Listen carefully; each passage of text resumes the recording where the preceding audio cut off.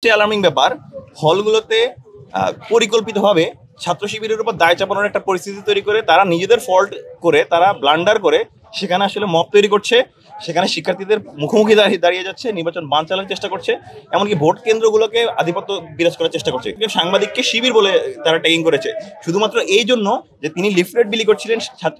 সংবাদকর্মী কেন তাকে বলেছিলেন যে আপনি লিফলেটটা কেন বিলি করছিলেন, সেখানে বাকবিতণ্ডার পর তাকে শিবির বলে ট্যাগ দিয়েছেন। 33 বছর একটা নির্বাচন পাচ্ছি, সবার প্রত্যাশা গণঅভ্যুত্থানের পর এমন একটা নির্বাচন হবে যে নির্বাচনটা সুষ্ঠু হবে, সবাই নিজের মতাধিকার প্রয়োগ করতে পারবে, সে যাকে ইচ্ছা তাকে ভোট দিবে।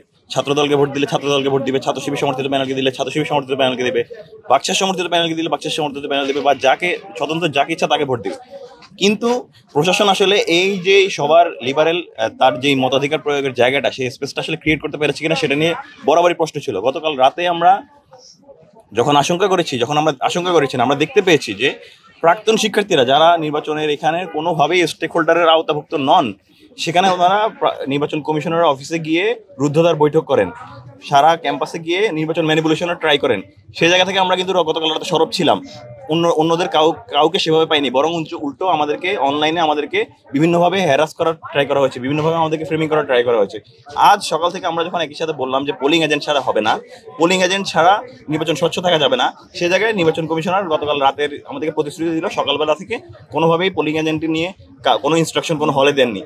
তার ফলশ্রুতিতে কি হয়েছে, শুরুর দিকে নির্বাচন ভোট গ্রহণ শুরুতে বিলম্ব হয়েছে এবং একটা শিক্ষার্থীদের একটা হয়রানি হয়েছে।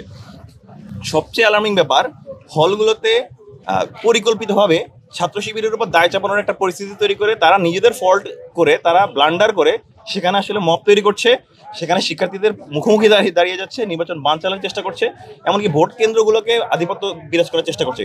সেই জায়গাগুলো খুবই হুমকির। আজ 15 নং ছাত্রী হলে তারা সদল বলে ঢুকে গিয়ে ছোট্ট একটা ইস্যুকে ফ্রেমিং করে তারা শিবিরের উপর দায় চাপিয়ে দিয়েছে এবং তারা সেখানে গিয়ে ভোট কেন্দ্রকে ভোট জালিয়াতি করার চেষ্টা করেছে। তারা সাংবাদিকদের সঙ্গে দুর্ব্যবহার করেছে, ইভেন একটা সাংবাদিককে শিবির বলে তারা ট্যাগিং করেছে শুধুমাত্র এই জন্য যে তিনি লিফলেট বিলি করছিলেন। সংবাদকর্মী কেন তাকে বলেছিলেন যে আপনি লিফলেটটা কেন বিলি করছিলেন, সেখানে বাকবিতণ্ডার পর তাকে শিবির বলে ট্যাগ দিয়েছেন। কি পরিমাণ মানসিকতার বহিঃপ্রকাশ এটা!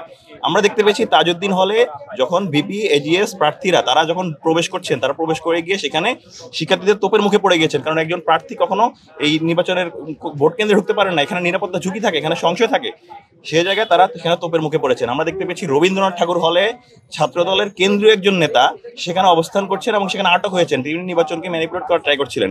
সামগ্রিক পরিস্থিতি আমাদেরকে যেটা দেখাচ্ছে যে একটি ভালো নির্বাচন, একটি সুস্থ নির্বাচনের ক্ষেত্রে কারা বাধা, কারা এই মবগুলো তৈরি করে, কারা আসলে এই শিক্ষার্থীদের ভয়েস রেইজের জায়গাটাকে নিজেদের মতো করে পেতে চায়, তারা শিক্ষার্থীদের সমর্থন না পেয়ে তারা ইলেকশন ইঞ্জিনিয়ারিং করতে চায়, সেই জায়গাগুলো এখানে খুব স্পষ্ট।